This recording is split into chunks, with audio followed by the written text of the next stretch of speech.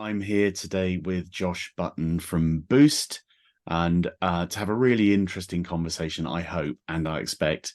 And so briefly, before we start, Josh, do you want to quickly tell us who you are and a little bit about boosst?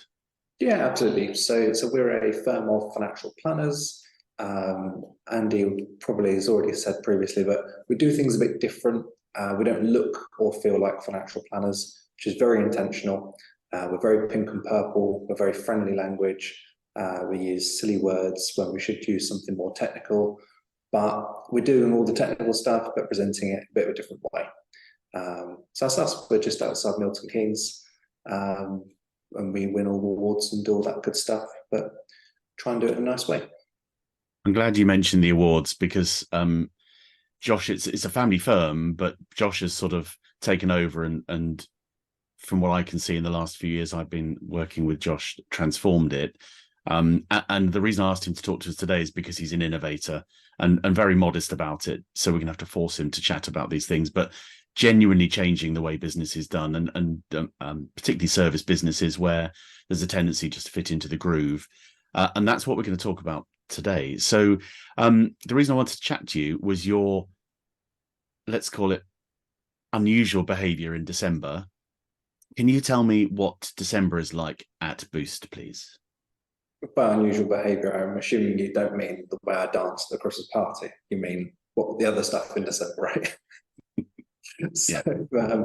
So yeah, unusual at December. So our business is fairly unique in terms that in our sector, we meet clients pretty sort of, we know when our clients are going to meet us, and our clients know when they can expect to be hearing from us. So, for example, if I meet a client in October one year, we're doing bits throughout the year, but next October, they know and we know we're going to be going through all of their financial planning right afresh. We're going to be looking at everything, resetting goals and rebuilding their plan.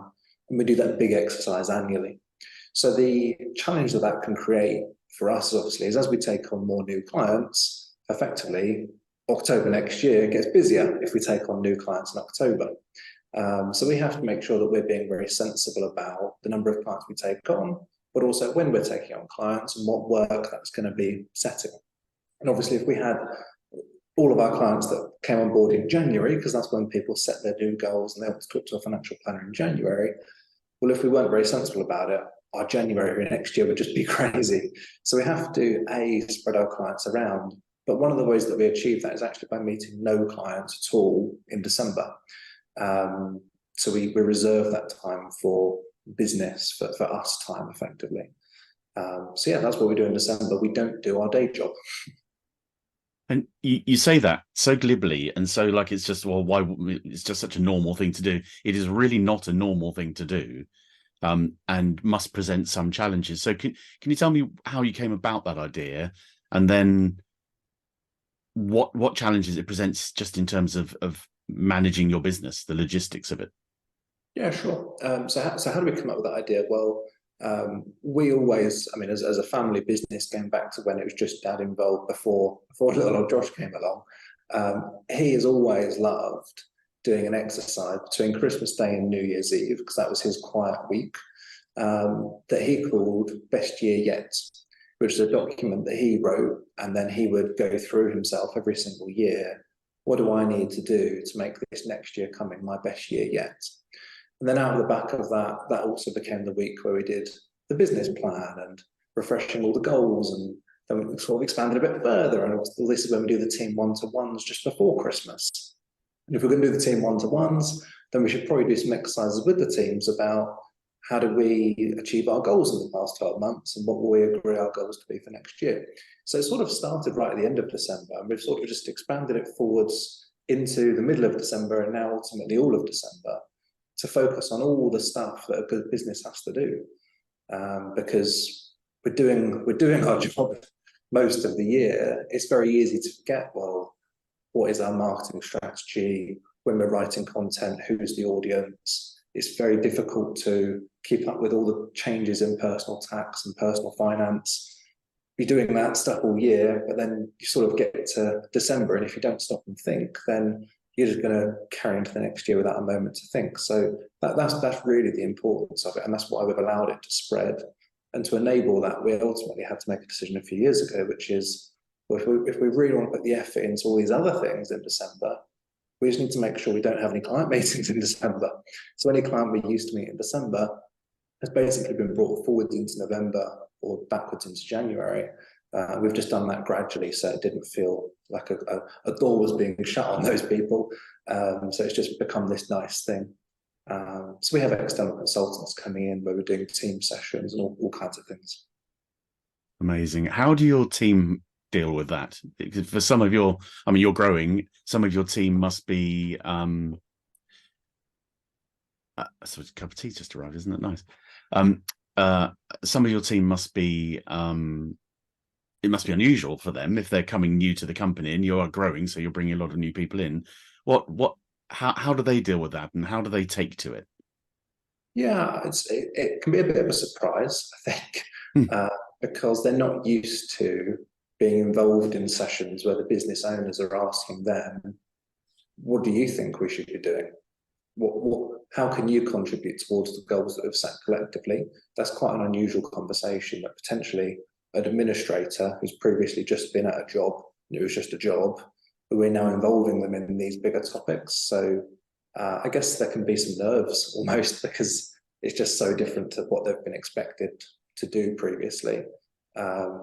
But we obviously don't put people on the spot. We're not asking people to stand up and present to everyone else. It's just creating a warm environment. But you're right, it is quite different to be involved and have a voice, I guess, is the thing here. In terms of workload, it also creates a challenge because obviously clients that you're meeting in November, that's absolutely fine. We can prepare for those meetings in October and early November.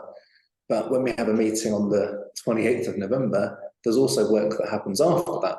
So we have to obviously allow for some time in December for those bits to follow on, because you can't physically not do them. But also clients that are meeting at the start of January will want to be contacting them in plenty of time, not just to book their meetings, but get a full update on their plans, their businesses, get their tax returns, all those things in, so that we can start giving them advice on their pension contributions, all this other stuff. So there's an element of, yes, we are doing some client work. We're finishing off clients that we've met in November. We're starting to contact and deal with clients in January, but that's very small. We're not meeting any whole clients in December.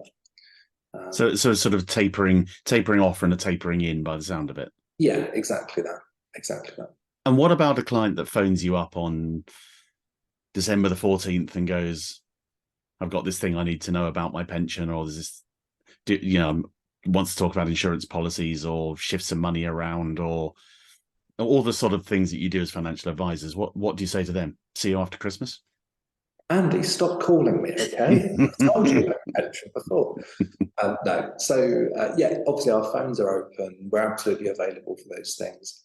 We actually do put a voicemail message on when we're doing whole team sessions, so the phone just doesn't ring. But ultimately our goal is that clients don't call us. And actually, we get very, very few phone calls here. And that's about a whole different piece, which is delivering a proactive service. So generally, we're always anticipating a client's need and contacting them.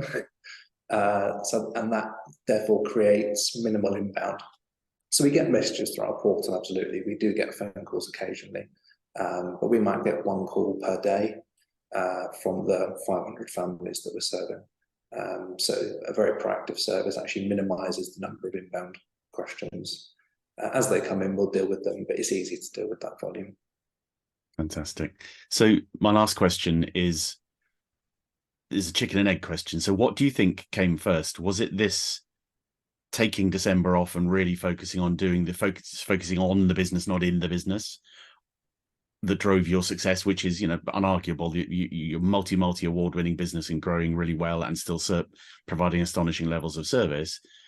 But was it this attitude that created the success, or is it the success that's allowed you? Did you have to be successful first to allow the kind of luxury of taking December away from client work? Yeah, that's an interesting question. I don't think I've thought about it that way around. I guess you need to be established and have secure revenue and all those things to be able to not focus on where do my next clients come from. So you need to be financially secure and successful to be able to not focus on generating revenue. But I would say if you just focus on generating revenue, that's a bit self-defeating because you're not going to get all the benefits that we do get from all the teamwork and everything that we do in December. And for example, it goes down to as little as everyone in the team has a team tidy up document that they can just do they can do it all on the 1st of December or all on the last day, so the 20, I think it's the 19th actually this year, the way the weekends fall. But in that period, everyone's got their own document, and it's really basic stuff that every business should be doing. It's clear out your drawer, tick, make sure your desk is clean and you've cleaned your keyboard. Like, when do you clean your keyboard? Very rarely, but we all do it, shouldn't we? So make sure that anything you've got to be scanned is scanned. Do your software updates, basic stuff. So it just means that I think a big benefit in terms of the business is you come in January, you've got a complete fresh slate to push onwards from. And I think taking time off to give yourself a clean plate probably does mean you do better than if you come back in January and you're like, oh my God, what's this stuff? I don't remember this stuff being here. So yeah, there's an element of organization. And for that reason, I'm actually trying to, I've not told you this bit yet, I'm trying to grow this out. So I want to have December and July of no client work. And that's probably a personal thing for me and the leadership team, whereas the rest of the team would just have December off. Reason being is I had to have July off this year because, as you know, we were getting married. So I actually took a month off, which meant all July clients were either moved forwards to June or backwards to August. And I realized I've actually sort of created a clean slate there, conveniently 6 months after December. So I'm now going to try and hold that pattern. So I do get a 6 monthly window to reflect on everything. It'll be different things. It won't involve the whole team.